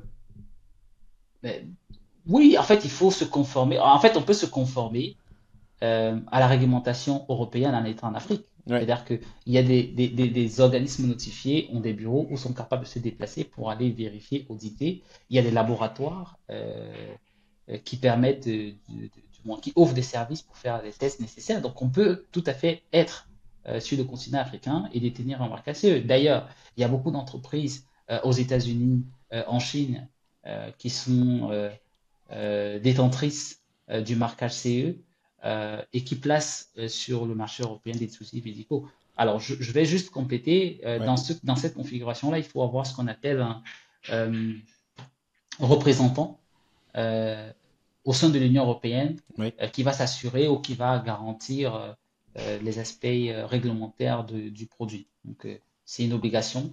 Mais sinon, voilà, il y a des fabricants qui sont hors de l'Union européenne et qui sont détenteurs du marque AC. Ouais. Euh, Dans les secteurs où tu es aujourd'hui, quel est l'impact aujourd'hui ou bien à venir des technologies émergentes, quoi, grosso modo, l'intelligence artificielle, sa place dedans, c'est quoi pour toi? Alors, on l'a dit un peu plus tôt, la donnée est devenue le carburant Mhm, du numérique. mhm. L'intelligence artificielle, c'est pas nouveau. Donc, je pense que moi, j'en ai entendu parler pour la première fois euh, en 2014. Bon, après, Euh, ChatGPT quand même a fait un tournant quand même, quoi. c'est ça, c'est ça. ChatGPT Donc, quand c'est même pas nouveau. a, ChatGPT, oui, ChatGPT a fait du moins, a a passé la cinquième, vulgarisé. a passé la troisième au moins sur l'intelligence artificielle, ouais. Exactement, Mhm, a vulgarisé l'usage de l'intelligence artificielle pour tout un chacun. Je pense que dans mon secteur ou dans le secteur, que ce soit dans l'éducation ou de la santé, il y a des enjeux très importants. Dans la formation, par exemple, on va sans doute assister à euh, des solutions pour mieux orienter les gens mhm. euh, à travers l'intelligence artificielle, pouvoir aussi concevoir des formations qui correspondent au parcours d'un individu, qui correspondent au marché en fonction de sa zone géographique, pour dire, OK, je me forme dans tel domaine parce que sur le marché et la probabilité pour avoir un travail. Voilà, je pense qu'on va assister à ça. Et dans la santé, on sera beaucoup plus dans le prédictif parce qu'avec les données qu'on collecte, on sera capable à un moment donné, c'est pas encore le cas, de faire des prédictions. Ouais, Des ouais. prédictions sur, OK, et j'ai vu quelques innovations la semaine dernière là-dessus. Quel est le risque que je développe un cancer de la prostate, Mhm. par exemple? Est-ce que je peux avoir du cancer de la prostate et en mourir? C'est un projet qui est déjà en cours aux États-Unis. J'ai eu la chance de rencontrer le, le, le fondateur la semaine dernière lors d'un salon. Donc, je pense que l'intelligence artificielle euh, permettra de pouvoir s'inscrire véritablement dans la prédiction en matière de santé. Ouais. Et dans notre société, ça permettra de pouvoir optimiser les processus, être beaucoup plus rapide et finalement concentrer nos efforts intellectuels sur des choses qui sont en lien avec les interactions entre les humains. Est-ce que c'est des sujets sur les clients, sur lesquels des clients te sollicitent déjà aujourd'hui pour que tu les accompagnes pour prendre ce virage-là ou bien se protéger des attaques liées à ça ou, ou pas encore? Alors oui, dans le cadre de MD BetaX, on a des clients qui s'intéressent à la question de l'IA Act. L'IA Act, c'est le règlement de l'intelligence artificielle pour l'Union européenne, qui ne Mhm. couvre pas seulement le secteur des dispositifs médicaux ou de la santé, mais c'est un règlement, je dirais, transversal. Il couvre tous les domaines, un peu comme le RGPD. Euh, et l'enjeu pour les clients, c'est de comprendre les impacts. Ok. Donc, dans le domaine de la santé, je pense que les industriels ou les fabricants euh, avaient déjà, à travers le règlement des dispositifs médicaux, mis un certain nombre de choses en place. Mhm. Ok. Et l'intelligence artificielle ou le fait de rajouter ce règlement-là euh, ramène ou rajoute de l'effort à fournir, mais je dirais que pour la plupart, 60% ou 70% des choses ont déjà été faites. Il reste à tomber les 30%. Donc, l'enjeu pour nous aujourd'hui, quand on intervient, c'est pour faire euh, des analyses de différence, ce qu'on appelle les gap analysis, Mhm. et proposer des plans d'action pour pouvoir justement se mettre en conformité. Et quand il y a ça, il y a derrière, quand on parle d'intelligence artificielle, voilà, on parle aussi pas très loin souvent de cybersécurité ou bien surtout comme tu disais pour la protection des données. Euh, les clients avec qui tu travailles en fait là, c'est peu importe le secteur, ils sont assez à l'aise là-dessus ou alors vraiment c'est un marché que tu penses qu'il faut encore bien rentrer dedans et bien l'explorer encore. Alors, dans la santé, du moins dans les dispositifs médicaux, pour les entreprises qui sont concernées, la cybersécurité est une exigence. Ouais. Euh, on demande, par exemple, euh, aux industriels de faire un certain nombre de tests. D'ailleurs, il y a une norme qui l'encadre bien. Donc, c'est une exigence. C'est une exigence. Les entreprises mettent les moyens ou déploient des ressources pour justement s'y conformer. Après, ça reste des sujets qui sont complexes, Ouais. de ce que j'ai pu voir, euh, sur lesquels on a le sentiment que les entreprises n'ont pas suffisamment de ressources et n'ont pas suffisamment de confiance aux mesures prises en termes de cybersécurité, parce qu'il y a des attaques, ça il faut le dire, Mhm. euh, et où, in fine, ben, il y a encore des marges de progression pour pouvoir finalement garantir une certaine fiabilité des solutions proposées en matière de cybersécurité. Mais du coup, là, c'est plutôt un couloir pour toi qui est dans le business pour bien trouver des parts de marché et avancer sereinement, quoi.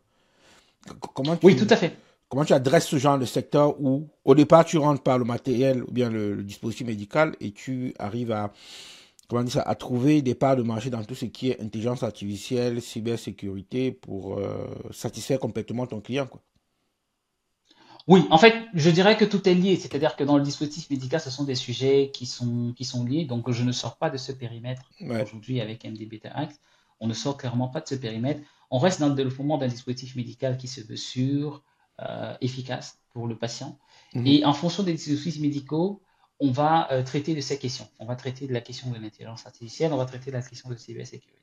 Mhm. Et justement, pour pouvoir répondre à ces enjeux-là, quand le dispositif s'y prête, on va faire appel, hein, typiquement, parfois aux personnes spécialistes en cybersécurité qui Mhm. connaissent vraiment rien du dispositif médical parce que Ouais. ça reste quelque chose de vraiment de très transversal. Très transversal, ouais. Et nous, on va leur apporter ce côté médical, cette façon de faire selon le médical, selon l'industrie, pour que finalement le client puisse répondre à ses exigences.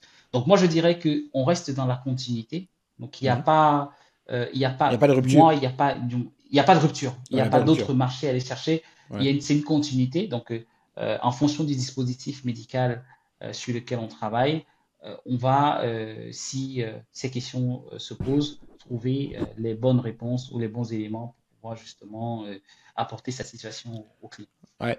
Euh, Là, on a parlé de deux grosses tendances du moment. Et moi, je me suis rendu aussi que l'avantage d'être dans l'informatique, c'est qu'on est capable de rentrer dans plusieurs secteurs d'activité et de se faire aider par les professionnels du secteur. Par exemple, là, tu vois, pour ce qui était dans le domaine de la santé, par exemple, si moi j'ai une expérience en cybersécurité, je viens te voir, ou bien tu as fait appel à mes services, peu importe l'ordre. Et quand on se verra, chacun mettra sur la table ses connaissances pour résoudre un problème bien précis, en fait, quoi. Toi, tes connaissances du métier, moi, mes connaissances techniques, et comme ça, je pourrais t'apporter ce que tu as comme besoin, et puis je m'enrichirai aussi, bien sûr, parce que j'apprendrai dans un domaine qui n'est pas le mien, tout simplement, quoi. Tout à fait. Tout à fait. Et on revient à la valeur du partage. Ah, la valeur du partage, On effectivement, c'est revient, ça, ouais. Mais on qu'est-ce revient que à la valeur du partage qui nous permet de progresser. Tout à ouais. fait. Je suis entièrement d'accord avec ça. Tu as d'autres tendances comme ça que tu vois venir, ou bien qui vont venir, toi, dans le domaine domaine médical, toi, en plus de ceux dont on a parlé jusqu'à présent, ou pas encore, ou bien c'est encore trop. Il y a sûrement des choses qui arrivent là, c'est quoi pour toi? Alors, je pense que je l'ai dit un tout petit peu, mais on va assister. Donc, il y a de plus en plus de l'IoT, donc des De la objets ouais. connectés, voilà, avec des capteurs. Donc, on a aujourd'hui Qui est assez une utilisé aussi tendance pour à... maintenir les personnes âgées à domicile chez eux, et puis Tout à ça le fait, fait très bien, tout à fait. ouais. Tout à fait. Donc, on a une tendance, du moins, il y a une densification de ces solutions-là. Donc, Ouais. Mhm. ça veut dire beaucoup de données issues des différents capteurs. Mhm. Et aujourd'hui, je pense qu'on on se dirige vers une santé où on aura un agrégat des capteurs, ok, les données issues des différents capteurs, Mhm. de différentes solutions, Mhm. euh, et qui, in fine, vont nous servir pour personnaliser notre expérience de santé. Okay.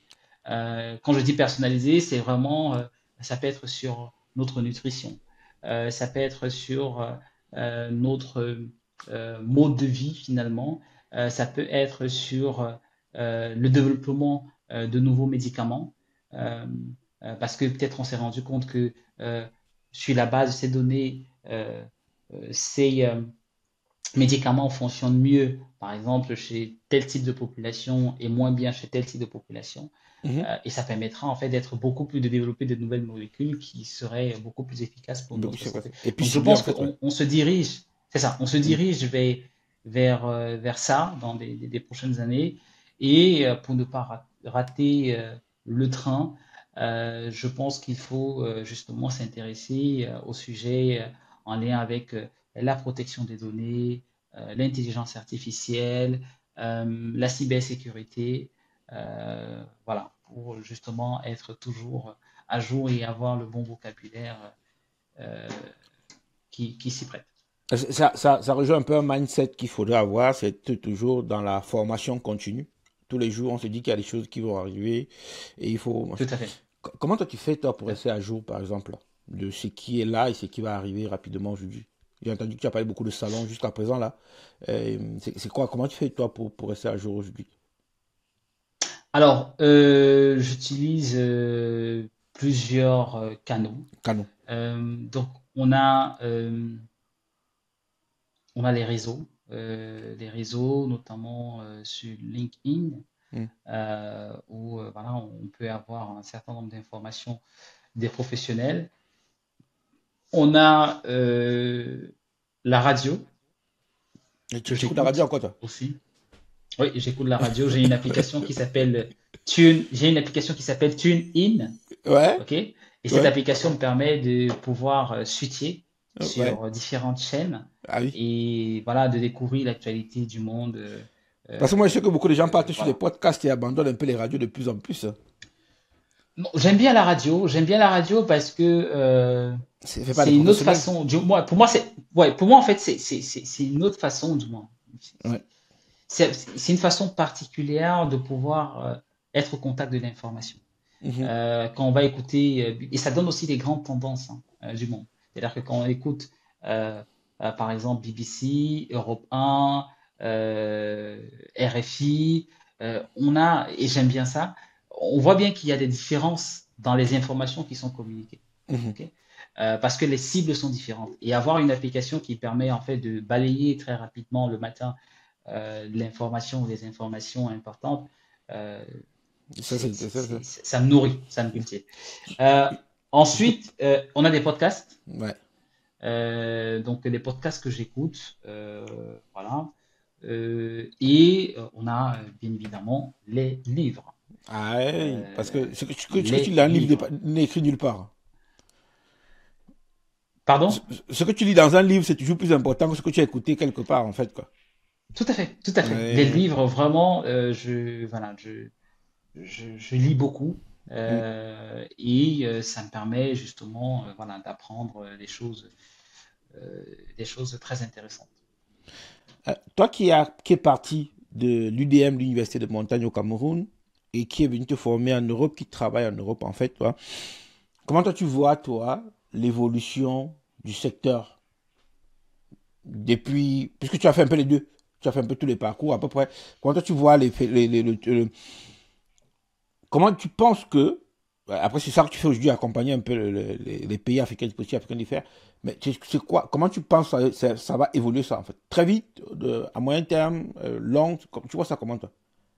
Alors, en termes d'évolution, par rapport à quoi? Par rapport à... Ben, du coup, pour satisfaire, pour rattraper un peu le gap que nous on a par rapport au système européen, quoi. Bon, même si on va pas le rattraper totalement non plus, il y a encore, on n'est pas à côté de la compétition, mais bon, au moins ça en inspirait déjà. Voilà. Alors, je pense que on a un peu évoqué. J'avais pas forcément des réponses sur les causes racines, Mhm. parce que je pense que pour avoir une vision claire de comment est-ce qu'on peut améliorer la chose, il faut identifier les causes, les Ouais, véritables causes, et en ouais. face, on pourra mettre des solutions. Donc, j'en ai pas. Mhm. Je sais quand même qu'il y a une problématique autour de la politique, que ce soit la politique de santé, bref, il y a une problématique autour de ce sujet-là. Mhm. Je pense que moi, plutôt de répondre à la question, je vais plutôt dire ce que moi je pense qu'on peut améliorer. Ouais. ou ce sur quoi il faut faire attention. Ouais, ça, c'est bien pour nous. Euh, je pense qu'aujourd'hui, on pourrait améliorer la prise en charge des populations sur le continent africain Mhm. en simplement en renforçant le contrôle des équipements qui rentrent dans des pays. D'accord. Aujourd'hui, la plupart des équipements qui sont destinés à soigner nos patients, les humains sur le continent sont des équipements d'occasion. Mhm. Et qui dit équipement d'occasion dit probabilité que ces équipements ne respectent plus les exigences de sécurité et les performances attendues. Donc, l'une des mesures qu'on peut prendre aujourd'hui, parce que c'est quand même une bonne partie des plateaux techniques qui utilisent ces équipements, c'est de renforcer le contrôle Mhm. à l'entrée. Ensuite, pour les Ouais. équipements qui sont neufs, je dirais qu'il faut que on puisse faire du suivi post-marché. Ouais. Bah, après, ça devient un peu plus compliqué Et parce que si un Siemens te vend son équipement et que tu vas installer au Cameroun, euh, il faudrait qu'il y ait un représentant local qui va venir suivre l'équipement, non? C'est pas comme ça marche? bah, il y a des représentants, Ouais. sauf que en fait, il faudrait que ce soit une obligation. Ah, ouais, d'accord. C'est-à-dire que Je vois ce que tu veux dire, ouais. dans d'autres secteurs, on arrive à imposer des choses. Mhm. Pourquoi ne pas les imposer sur Le des médical, dans le équipements médical qui est la santé, médicaux? où il y a les humains qui sont à l'observatoire. On parle de la santé des individus, C'est quand ça, ouais. même. Mais bien sûr, ouais. Donc, pour moi, il faut pouvoir, justement, la première chose à faire, ou ce qu'on doit éviter de faire, c'est de faire rentrer des équipements obsolètes. Pour les promoteurs, parce que c'est un business, la santé, il y a de nombreux promoteurs qui ouvrent des centres de santé. Mhm. Et cette semaine encore, j'ai eu des demandes pour les achats des équipements. Euh, et le message que je souhaite faire passer, c'est il faut qu'on y mette du sérieux. Ouais. Les gens demandent des équipements bas de gamme, non conformes, pour aller prendre en charge des patients. Ça ne peut pas fonctionner. Mhm. Il faut pouvoir mettre du sérieux en acquérant des équipements qui soient conformes, qui soient sûrs, qui soient efficaces, même si c'est de la seconde. Bien sûr, ouais. C'est la Bien sûr. responsabilité du politique, Mhm. mais c'est aussi la responsabilité des promoteurs des établissements hospitaliers. Ouais. Donc moi, je pense que ça, c'est super important. Euh, et après, voilà, d'un point de vue innovation, développement des dispositifs médicaux propres aux réalités locales, il faut que le législateur se saisisse de la question. Et bien évidemment, des gens comme moi, et je pense que je ne suis pas le seul, nous serons prêts à aider, à mettre ou à définir un cadre réglementaire si besoin s'impose. Du coup, c'est le boulot de YouLearn, ça, de former les gens sur la réglementation. Oui, ce sera avec YouLearn pour former sur la réglementation. Et s'il y a une partie conseil, ce sera avec MD Beta Act. D'accord. Donc, ça veut dire, est-ce que quand tu as les deux entreprises aujourd'hui, quelle est l'énergie, du moins le temps aussi que tu accordes à chaque entreprise, quoi, aujourd'hui? Alors, bon, ça dépend. Aujourd'hui, MD Beta Act, c'est nouveau. Ouais. Donc, on est en train de construire. C'est un réseau, hein, je ne suis pas seul. Donc, c'est un réseau de consultants avec une forte expérience en qualité en affaires réglementaires. Mm. Donc, c'est en train de se mettre en place. YouLearn, au niveau du Cameroun, c'est plutôt autonome, avec des collaborateurs qui sont plutôt euh, compétents et que je félicite. Mm. Euh, donc, au quotidien, on a des réunions, ok, de suivi. Donc, une réunion par semaine, du moins au quotidien. On a des réunions qu'on met en place. On a une réunion par semaine pour l'équipe pour discuter des sujets. Et entre ces réunions-là, on s'échange des messages ou des mails. Ça peut être de la communication sur WhatsApp ou des mails. Et on a surtout pour le suivi notre board Trello sur lequel on a l'ensemble des tâches. Et Ouais, ça c'est me clair. permet à toute heure de pouvoir voir où est-ce qu'on en est et pouvoir réagir si besoin s'impose. Ouais, t'as parlé. Euh, j'ai discuté avec quelqu'un récemment là qui me disait que euh, certaines entreprises européennes et même les entreprises détenues par la diaspora africaine ont du mal à travailler l'Afrique à cause du mindset, grosso modo, pour faire ça simple comme ça. Du mindset sur place, quoi. Il y a un petit pas de laxisme en fait dans la façon de faire les choses. Ou bien il n'y a pas très de sérieux. Je sais pas comment tu mélanges ça.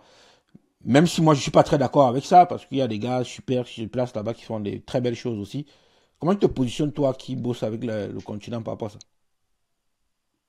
Alors, je pense qu'on est la moyenne des personnes qui nous entourent. C'est l'environnement. Moi j'y C'est crois pas à cette l'environnement. formule Et là. ça, il faut. J'y crois pas à cette Et, formule là. Si, si, si, si. Moi, j'y crois à 200%. C'est-à-dire que, imagine, imagine. Parce que Tu ça réduit un peu es. ce que quelqu'un disait, si tu mets 100 pauvres ensemble, ils seront toujours pauvres. Non, si tu mets 100 pauvres ensemble, Ils la seront pas toujours pauvres. probabilité. Non, la probabilité Mhm. pour qu'ils soient pauvres Mhm. est élevée. OK? C'est une question de probabilité. Oui, d'accord. OK? Si tu D'accord. mets. C'est une question de probabilité. Si tu mets 100 pauvres ensemble, la Mhm. probabilité pour que 99 soient pauvres, elle est élevée. Ça ne veut pas D'accord. dire que tous vont être pauvres, hein. Non, c'est pas ce que je dis. Mhm. Et la pauvreté, et cette pauvreté, elle n'est pas celle à laquelle je pense, elle n'est pas matérielle, hein. Mhm. Elle est Intellectuel, quoi. plutôt intellectuelle. Oui. OK? Par contre, si tu mets des gens riches intellectuellement parlant, la Mhm. probabilité que les 100 soient riches intellectuellement, elle est élevée. Ou Donc moi, alors je qu'ils se tissent considère tous sur les que pattes pour être le chef de l'autre aussi élevé. peut-être, en fait, c'est toujours une question de probabilité. Ouais.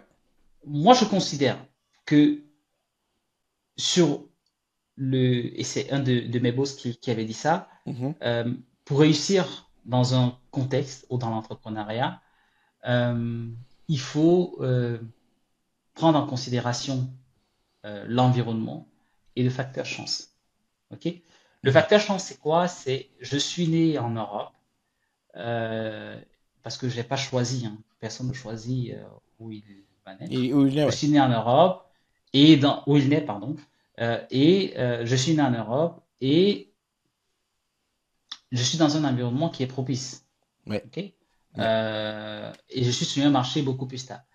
Je, je, je, je suis né dans un environnement qui ne dispose pas de ces facilités, c'est beaucoup plus compliqué.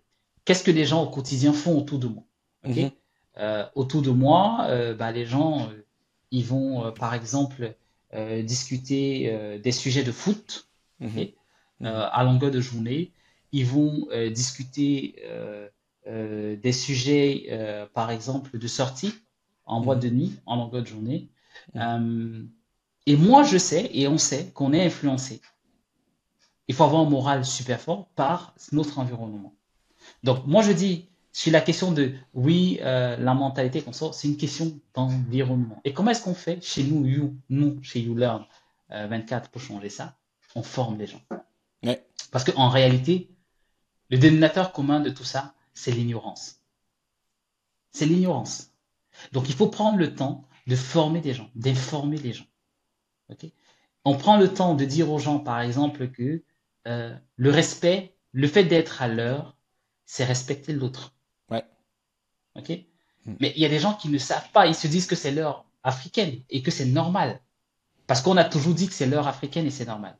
C'est Mhm. le respect. Et à chaque fois que vous allez ou que tu vas arriver en retard à un rendez-vous, sache que tu as manqué du respect à l'autre, même si cela n'était pas explicitement dit. Ok. C'est banal. Mais une fois qu'on est sorti de l'ignorance et qu'on le fait consciemment, on voit tout de suite la différence. Donc moi, je pense qu'il y a de l'ignorance, on ne peut reprocher ça à personne. Mhm. Et il faut apporter des éléments qui permettent aux gens de sortir de l'ignorance. Ok. Là, tu as parlé d'un thème de la formation, là, qui est très importante pour moi aussi. C'est de dire, il faut que les gens se forment quasiment tout au long de leur vie. Mais j'avais le dit que je nuance un peu ce propos-là parce que en 2024, aujourd'hui, on a accès à l'information, même dans son lit. C'est-à-dire que même sans sortir de ton lit, en fait, là, le premier téléphone, quand tu prends ton téléphone le matin, moi, par exemple, j'ai l'habitude de, quand je me réveille, je prends mon téléphone, je regarde d'abord les informations, comme tu disais tout à l'heure. Même quand je ne vais pas prendre mon café, je regarde les informations. À ce niveau-là, il n'y a pas l'entourage qui te, voilà, qui ne te motivent pas. Donc, rien que les informations que tu vas voir, une d'elles devrait te donner un déclic. Après, c'est vrai qu'il y a beaucoup qui vont choisir des influenceurs pour suivre le modèle. Euh, Moi, j'ai envie de dire qu'aujourd'hui, avec le niveau d'information qu'on a, je pense que on pourrait balancer l'impact de l'entourage avec. Alors, ce que tu dis est propre à ton niveau d'éducation. Moi, je te prends un exemple. Les enfants qui Ouais. se lèvent dans un pays, je ne vais pas citer, ils vont pas aller chercher l'information le matin. Ils vont aller chercher de la musique, ok, ou les dessins animés. Je raconte n'importe quoi. Le jeune, il va Même mettre quand la tu cherches musique la à musique fond. aujourd'hui, il y a C'est l'information la au bout première éternel. chose quand il se réveille. Mhm. Oui, mais ça dépend de la Ouais. musique. Ouais. Ça dépend de la musique. Ça dépend encore de la Ouais, musique. c'est pas faux, ouais. C'est-à-dire que C'est pas même faux. ça dépend de la musique. Ouais, c'est pas faux. Ça dépend, et ça, c'est une question d'environnement. Moi, je Mhm. dis, euh, tout ce qu'on fait dans Mhm. la vie a un impact. Et on a le choix d'avoir des impacts positifs ou négatifs. Je considère par exemple que, Ouais. sans tirer sur quelqu'un, il y a certaines musiques que les gens partagent parfois sur leur statut. Ok? Des gens qui gagnent très bien leur vie. Et ils disent que c'est pour se distraire. Mhm. Sauf que Mhm. celui qui est dans ton répertoire, qui te prend pour modèle et qui te voit faire ça, va se dire que c'est une bonne chose. Même si tu le C'est fais ça pour qu'il te faut faire. distraire. Ouais. Ok? Non, non, en fait, si cette personne a fait, je peux faire. Les gens nous regardent. Mhm. Mhm. Ok? Et si on veut créer de l'impact, on doit être conscient de ses actions. Ok? Bien sûr, Est-ce ouais. que c'est Bien sûr. vraiment Bien sûr. utile? Est-ce que c'est vraiment important? Est-ce que ça crée un impact? Est-ce que ça me fait progresser? Donc moi, pour revenir à la question de base, je pense Mhm. qu'il faut qu'on fasse un travail, et c'est ce que moi je fais, et Ouais. j'invite tout le monde à le faire, de Ouais. sensibilisation auprès de nous. Ok? De De sensibilisation sensibilisation, ouais. Et de formation aussi pour que et de formation. les gens. Sensibilisation et formation. On ne peut avoir quelqu'un qui va dans la mauvaise direction autour de soi. Et on se dit, bah en fait, non, non, elle va changer. Non, si on a l'opportunité de discuter avec la personne, on discute. Après, c'est à elle de prendre des décisions. Cette Mais décision. je pense que même dans nos attitudes, par rapport à ce qui se passe en termes de business, bah, on n'y contribue pas. On n'y contribue pas, du moins de façon favorable. Mhm. Moi, j'ai souvent vu des gens qui réussissent très bien leur vie, qui gagnent très bien leur vie ici, Mhm. partager en longueur de journée des conneries sur leur statut. Mais des conneries. C'est-à-dire qu'en fait, si tu veux, on le voit, tu te dis, mais tu C'est quoi pourrais la faire plus-value? différemment. Oui, C'est c'est quoi la ça. plus-value? Oui, c'est Ok, ça. il faut se distraire. Mhm. Je refuse pas, Mhm. mais jusque quand? Mhm. Ok? Il faut se distraire. Quand est-ce que tu prends le temps de dire, ok, je peux partager une information, je peux partager un élément qui peut aider l'autre. Et tant qu'on ne se met pas dans cette dynamique, c'est différent. Donc, ça sera difficile. Donc, c'est pour ça que je dis, les jeunes, notre jeunesse, les gens qui sont dans ce contexte-là, je comprends parfaitement les réactions. Mais parfaitement, et c'est normal, et c'est une question d'environnement. Mhm. Par contre, si vous vous rendez chez Yula, dans nos bureaux à Tinga, vous verrez que vous êtes dans un autre environnement. C'est autre chose. Pourtant, on est toujours, Dans le même pays. voilà, C'est dans le un même autre pays. mindset, une Donc, autre philosophie, ouais. c'est un autre mindset. Ouais. Voilà, c'est une autre philosophie. Donc, je pense que c'est très important. Et ça, on peut changer et ça dépend de tout un chacun. Stéphane, encore merci. On glisse tout doucement vers notre bel échange qui est tout. Voilà. C'est quoi tes projets là pour la suite avec YouLearn? Comment tu te projettes maintenant par rapport à l'évolution pour tes différentes activités en fait quoi? Alors, sur la partie formation, on a eu ben, une forte attractivité par rapport à ce qu'on propose, hein, ce modèle présentiel et distanciel avec les personnes qui interviennent depuis la diaspora ou localement.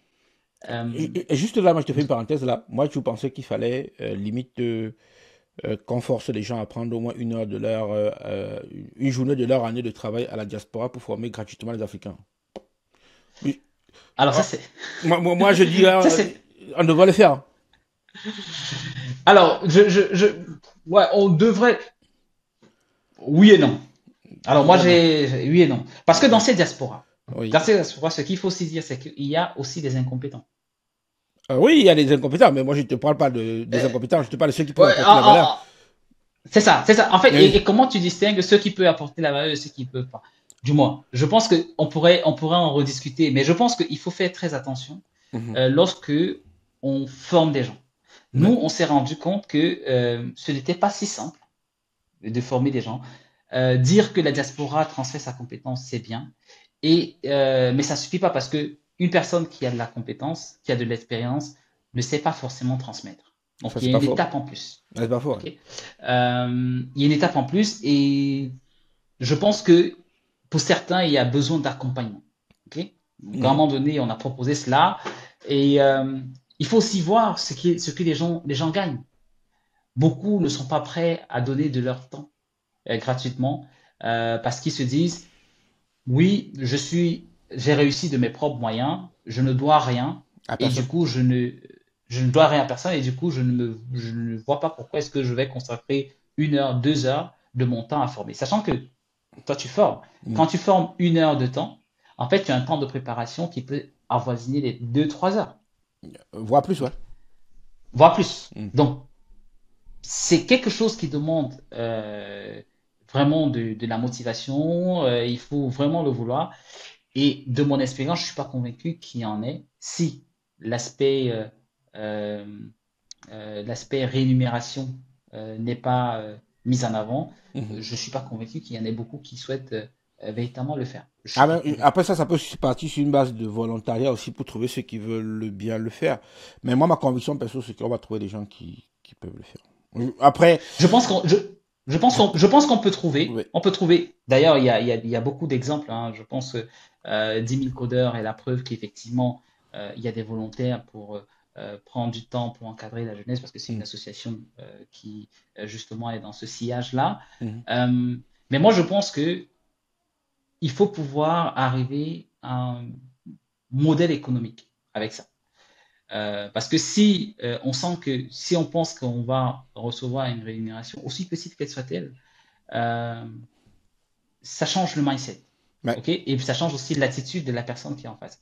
Typiquement, lorsqu'on organise des webinaires ou des événements gratuits, on voit que le comportement peut être différent d'un événement qui est payant, Mais où après, les même gens quand ont tu mets le sorti de gratuit, c'est l'argent pas pour tout le payer. monde qui vient aussi, hein. Des fois, tu dis c'est gratuit, personne ne vient, en fait. Ou bien ceux que tu pensais qu'ils Moi, allaient venir ne viennent pas.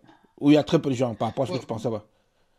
tout à fait. Et Mm. ça, et ça rejoint, du moins, ça rejoint l'histoire de mindset, de la place de la formation, de la place de euh, l'apprentissage en continu. Mm. Euh, et je pense qu'il faut continuer à faire des efforts parce qu'on en a besoin. C'est Bien sûr. indispensable. Mm. La société ne peut se développer que à travers des hommes qui ont des capacités intellectuelles et qui sont capables d'apporter des solutions pour leur environnement. Donc, je pense qu'il faut continuer à fournir des efforts. D'ailleurs, ce que tu fais est très, très, très impactant et il va en droite ligne avec ça. Merci Il faut beaucoup. continuer des efforts. Donc, Ouais. ce que nous, on continuera à faire, c'est réfléchir à des solutions pour justement impacter davantage. Tu posais la question sur comment est-ce qu'on se voit. Bah, on va continuer à implémenter nos hubs pour se rapprocher davantage de notre cible. Mhm. On va continuer à développer nos activités sur la partie qualité affaires réglementaires pour accompagner de plus en plus des fabricants à mettre sur le marché des dispositifs médicaux sûrs, performants et efficaces. Mhm. Et in fine, on va continuer nos actions de sensibilisation autour de nous pour essayer de changer le mindset. Bon, ben, ça, c'est un programme qui est riche, hein. Et bravo vraiment pour toute cette vision-là, pour cette projection-là qui normalement doit entraîner plus d'un, en fait, derrière, quoi. Et montrer. On sent que dans ton truc, là, tu es passionné, quoi. Tu as la route déjà, c'est encore bien. Tu as un boulevard devant toi, là.